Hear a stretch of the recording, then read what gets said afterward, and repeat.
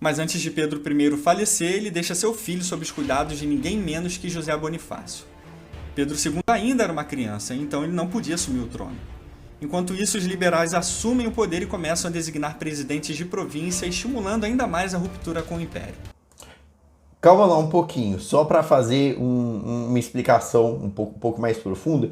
O José Bonifácio, de fato, ele foi deixado como tutor, mas ele ficou muito pouco tempo, tanto que o próprio Dom Pedro II, quando cresce, mal escreve sobre o José Bonifácio. Ele lembra mais do Itanhaém e da sua aia, Dona Mariana. O José Bonifácio, ele é tirado do cargo por ser acusado de usar o cargo para fins políticos. E as revoltas que eles pontuam aqui, elas acontecem sim no período regencial, mas elas não acontecem imediatamente, porque primeiro você tem a regência trina provisória, a regência trina permanente, e as revoltas de fato começam na regência una do Diogo Feijó, que aí sim, exatamente igual ele falou, o professor que falou, era uma regência liberal. Em várias partes do Brasil começam a surgir movimentos separatistas, como a República Juliana, a República Rio-Grandense e a República Baiense, ocasionando guerras civis em várias partes do país. Os liberais acabam saindo do poder e os conservadores voltam. Com o Império começando então a se quebrar, tanto os liberais quanto os conservadores concordam que Pedro precisava ser emancipado. Mais ou menos aí, o golpe da maioridade ele foi articulado pelos liberais. Os conservadores estavam em pleno regresso conservador. Tanto que quando eles viram que ia acontecer, que o Pedro ia subir ao poder, né, que eles queriam naquele momento ou depois, eles tinham que fazer de alguma forma para que Pedro continuasse o regresso conservador. Essa foi a grande articulação do Bernardo Pereira de Vasconcelos. Esse ato ficou conhecido como golpe da maioridade, o que é uma inverdade, uma mentira, uma falsidade descarada. O povo aprova, o Congresso aprova e o próprio Pedro aprova.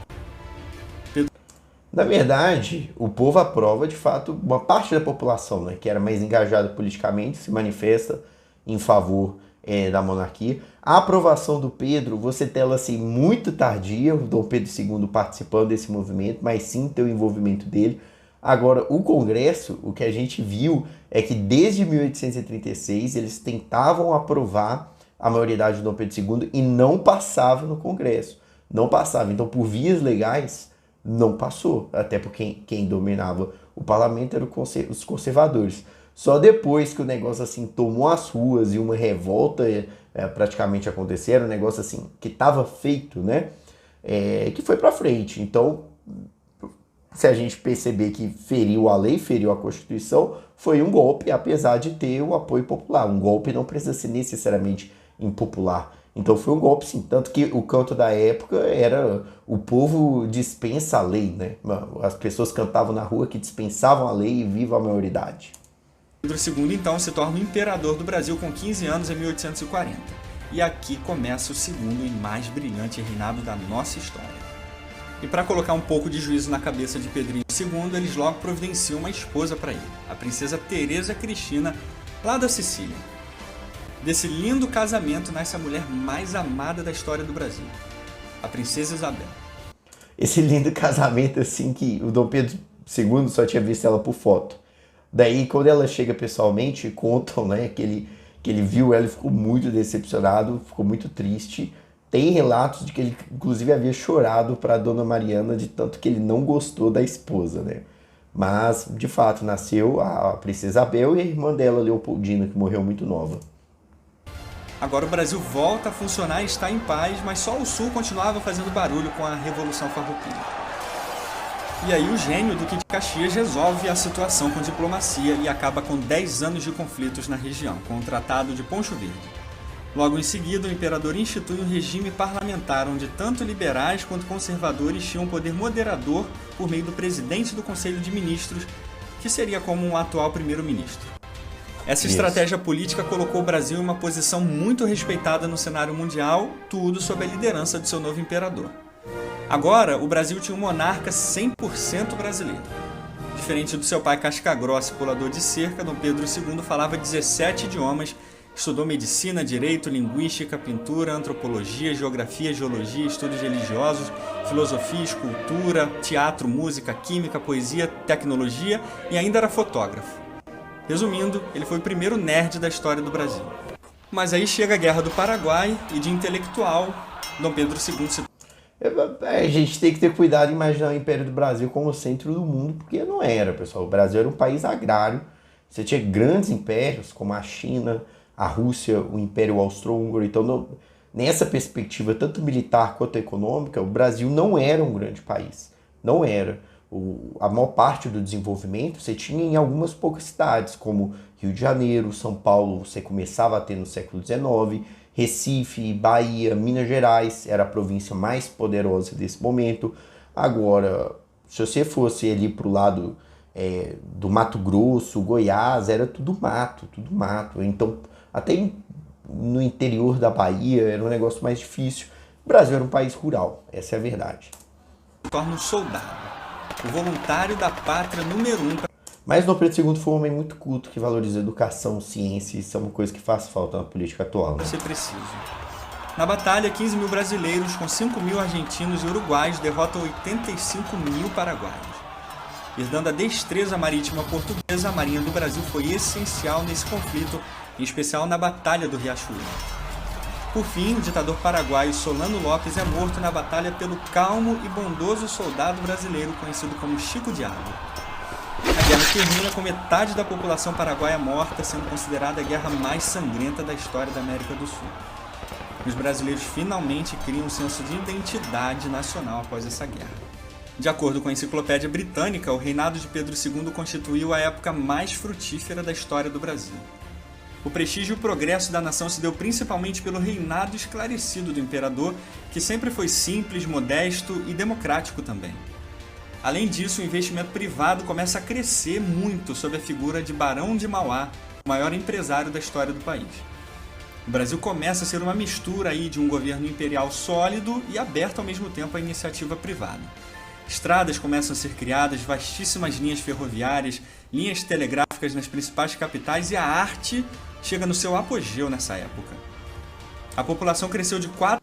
Aqui vale falar que a grana preta mesmo, ela vem da Inglaterra, ela vem dos Rothschilds, ela vem dos grandes bancos internacionais. 4 milhões para 14 milhões e o valor das exportações aumentaram em 1.400%. Mas é com a igreja que Pedro II começa a falhar. Justamente... De fato, você ter esse monarca mais moderado, que faz um governo um pouco mais estável, né? Ou que coloca pessoas que fazem um governo mais estável, você tem um resultado melhor. E essa preocupação com educação, com infraestrutura, foi um grande diferencial. Agora, a gente tem que lembrar que durante todo esse período, você tem uma população livre, branca, que é muito pobre e tem pouquíssimo acesso a esses recursos, em sua maioria analfabeto. E você tem também uma grande população escrava ou de libertos, pessoas que eram escravas e ainda tem parte da família em situação de escravidão. Então a realidade do Império era uma realidade de pobreza, de pouco desenvolvimento industrial. Na verdade, o mundo no século XIX era pobre. Então o Brasil, como um país rural e com uma revolução industrial chegando timidamente, era mais pobre ainda. Como chefe da igreja, ele começa a tomar medidas arbitrárias contra as bulas papais e se torna extremamente impopular no meio religioso. Isso acontece com a lei do padroado. A Constituição falava que quem mandava na igreja era o imperador. Só que para piorar ainda mais a situação, no mesmo período começam a surgir movimentos pró e contra a escravidão que agitam ainda mais o país. Dom Pedro II vai tratar sua saúde na Europa e a decisão fica a cargo de sua filha, a princesa regente Isabel.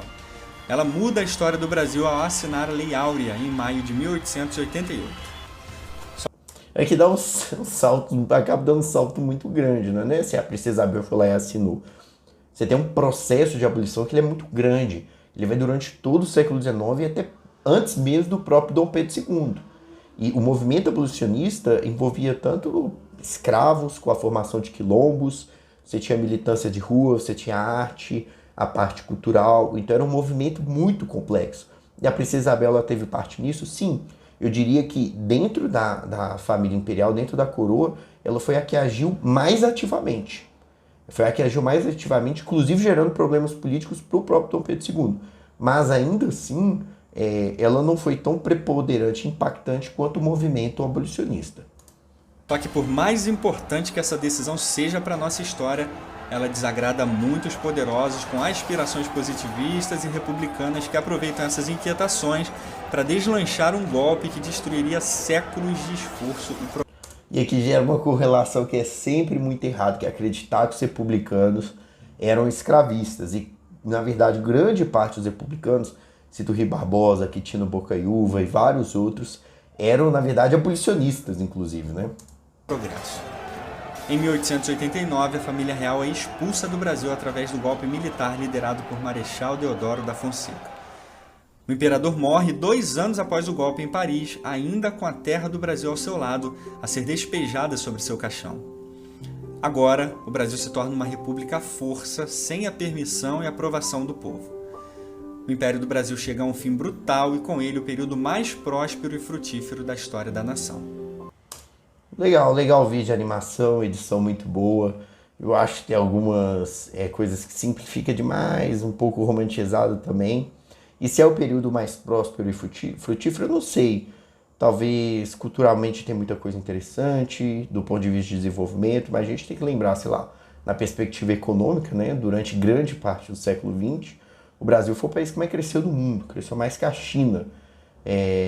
Ou então todo o processo de higiene, de expansão para o interior aconteceu na República. Então acho que fazer essa comparação assim muito por alto é ruim, mas de fato o governo de Dom Pedro II, ainda mais pela qualidade pessoal e profissional dele, tem muitos méritos aí. Então até o próximo vídeo, pessoal. Tchau, tchau.